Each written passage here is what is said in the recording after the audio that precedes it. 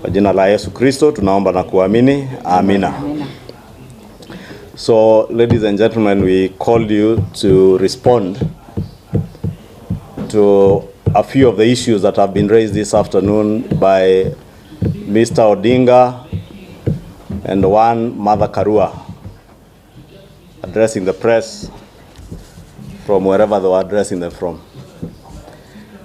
And having listened to what they have said, we want to respond and say that one, the claim that theirs are peaceful demonstrations is indeed ridiculous. Because what we have seen so far, the demonstrations have nothing close to being peaceful picketing or demonstrations. And we are posing the question, how can the demos be peaceful? Yet they are burning police cars, raping innocent mamambogas, looting shops and robbing motorists, as happened yesterday and last Monday in Kawangware, Mathare, Embakasi, and in our CBD respectively. But curiously, none of these incidents, including the burning of a police car yesterday, or the raping of not less than 3 mamambogas in Mathare, none of these incidents, curiously, were reported in mainstream media. And I say curiously, none of those incidents of rape, beastly acts of rape, of innocent mamambogas in Mathare were reported last Monday by the mainstream media. Curiously again, yesterday, a police car was torched in broad daylight in the view of media cameras. Again, curiously, the mainstream media chose not to report that as part of their news. We want to state that this is a deliberate campaign of misinformation and a well-choreographed script to tarnish the government's image and name, and specifically targeting a few of us. And I want to remind you, the allegations by Mr. Odinga only last week on Wednesday or Thursday, when he alleged that the Honorable Deputy President, Honorable Rigathi Gachagua, the Honorable Ndindi Nyoro, the member for Kiharu, and myself had hatched a scheme of unleashing violence to protesters yesterday. That was only last week. You are all witnesses since you are out there what happened, whether such schemes were there. We know this is a deliberate and well choreographed script by Mr. Odinga and his team to profile especially those of us from the Mount Kenya region, where their sponsor and project owner of Project Azimio comes from. Mr. Odinga knows Rigathi Gachagua for many years. He knows he's an honest man. He knows he's a truthful man, and as he says, and a peaceful one for that matter. Mr. Odinga has also had the opportunity to know myself. For the last 10 years, I've been a member of parliament. He knows the Honorable Ndindi Nyoro, at least for the last 5 years, he has been a member of parliament. And he knows we are equally peaceful men. When we were shoved out of a government that we fought for in 2017 by the handshake regime, we had all the options that Mr. Odinga and his brigade of goons and hooligans are employing today, including violent protests like they are doing. But we chose, under the leadership of William Ruto, to pursue an honest conversation with the people of Kenya. And we had that conversation that culminated in our success in the elections of 2022. Therefore, Mr. Odinga does know that right from President William Ruto, the Deputy President Rigathi Gachagua, The leader of majority in the National Assembly, Kimani, Ichungwa, the chairman of the Budget and Appropriations Committee, Dindi Nyoro, are peaceful, honest men who are also believers in the rule of law and believers in constitutionalism. Mr. Odinga also knows he is the one who has a track record as a political operative whose history of anarchy and bloodshed is littered across the many years he has been in operations as a politician. Violence, and indeed political violence, is synonymous with Odinga, not our president, neither any of us in the Kenya Kwanza coalition.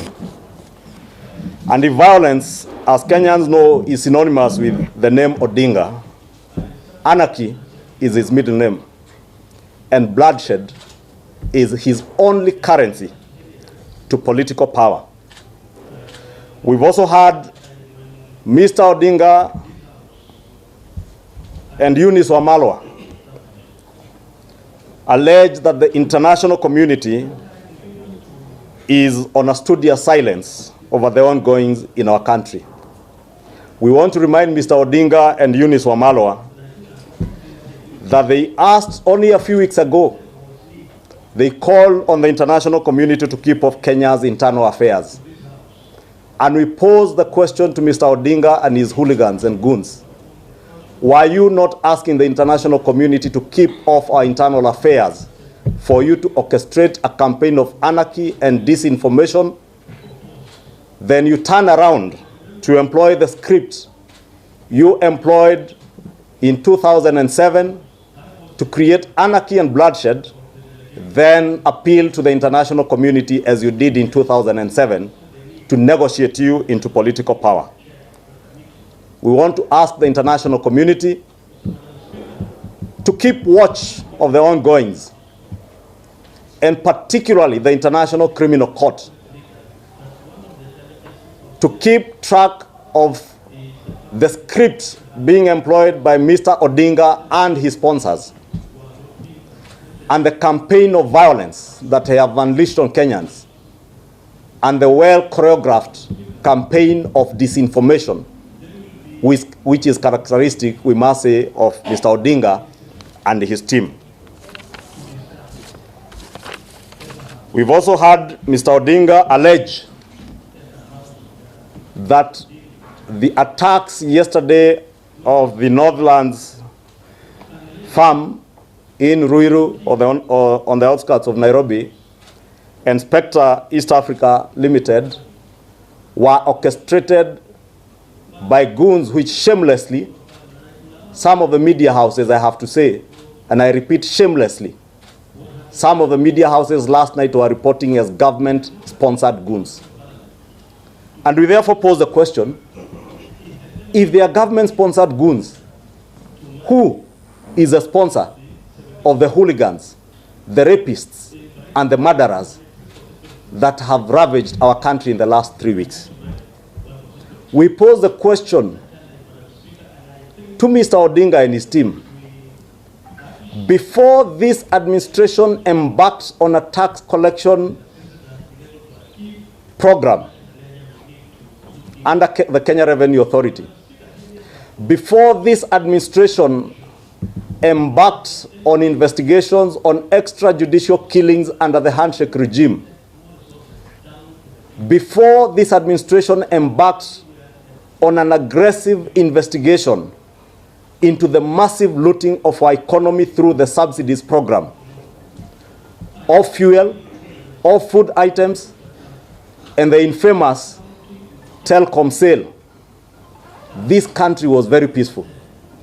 It is not until this government and this administration embarked on tax collection measures from people who believed they were above the law and were exempted, or rather exempted themselves from taxation. It is not until investigations of the murderous scheme to enforce disappearances and kill hundreds of Kenyans began, with the investigations of SSU and those who commissioned those killings, It is not until investigations began on the looting spree, especially in the last 3 years, the last 3 months of the last regime, that violence suddenly broke out under the pretext that there was a whistleblower who to this day is only known to Mr. Odinga and his sponsor. On Northlands, I listened to the script Mr. Odinga was reading from his sponsor, and we want to pose the following questions to Mr. Odinga. We saw yesterday when the safety and security manager at Spectre East Africa Limited was interviewed by members of the media. He asserted that indeed the National Police Service responded in record time. And in fact, that manager thanked the police for having intervened when the factory was attacked by a group of unknown people. If the police could respond to the attack at Spectre East Africa Limited, we pose the question to Mr. Odinga and his sponsor, how comes we have not seen either the safety manager or the security manager or the hundreds and tens of policemen that guard Northlands estate? And we want to remind all Kenyans that Northlands is not home to anybody else. It is home to 2 former sitting presidents of the Republic of Kenya. The late Mzee Jomo Kenyatta, who is survived by a widow who is still alive, who is entitled to state security and is offered state security, to the immediate former president Uhuru Kenyatta, who is entitled and still enjoys massive state security. Indeed, if you did your investigative journalism, I suspect if there is no small barrack at Northlands, there could be a police post or a police station in Northlands. Kenyans need to ask themselves a curious question: how comes even the policemen, elite policemen who guard Northlands, were nowhere to be seen? We have not had any reports, not from the OCS of the stations around Northlands, not from the OCPD, not from the Inspector General of Police. That was a distress call to the police for backup. What coincidence is it that these attacks happened at a time the organizers knew the police had been kept busy by looters and unpeaceful demonstrators in town? And I think if Kenyans ask themselves those questions, you will then get to see how this script is being rolled out. Nice, that is why we have asserted it is a well-choreographed script by none other than the masters and the lords of violence and anarchy in this country and their sponsors. And therefore, we want to call their bluff and tell them they do know President William Ruto is a believer in democracy and in the rule of law and constitutionalism. Those who are believers in anarchy and bloodshed as the only currents to achieving political power are known. And therefore, they must desist from either the attempts to tarnish the name of the president, the deputy president, or any of us as leaders in the Kenya Kwanza coalition. And if they have issues, we have said it before, as members of parliament, our doors are open. Parliament is open. Even now, when the National Assembly is on recess, the Senate is in session. Issues that are of concern to the Kenyan people, like the cost of living, have got an avenue where we can discuss these issues. Otherwise, I think it is quite clear that the script is being rolled out, cause anarchy, cause bloodshed, make the country ungovernable, call on the religious community and the international community to force government into negotiations, negotiate yourself into power. We know that script, Mr. Odinga, and we want to assure you it shall not happen. You have only one choice: to choose to abide by the laws of our country and do whatever you want to do within the provisions of our constitution without interfering with the rights of other Kenyans to assemble. And in conclusion, let me draw parallels, because I've heard them try to belabor that theirs are peaceful demonstrations and picketing. Less than a month ago, the business community from Nyamakema and downtown staged almost a 10,000 men walk from River Road, Nyamakema, to the office of the president on Harambee Avenue. And they delivered a petition there, peacefully. They did the same to the office of the deputy president across the road. They walked to the gate of Senate, Parliament, and delivered a petition, peacefully. Escorted by police. Nobody looted anybody's business. Why is it that Mr. Odinga's protests and processions have to come with burning of police cars, basically acts like raping of innocent mama mbogas, as happened in Mathare, the unfortunate incidents you saw yesterday in Kibra, pitting religious groups against each other, pitting ethnic communities against each other. And I want to be very clear, this script is only synonymous with the workings and operations of none other than Raila Amolo Odinga. He is the only person who has pitted communities against each other. He is the only person in the history of this country who has used anarchy and bloodshed as the only currency to achieve political power. Kwa hayo mengi, nikomeshe hapo.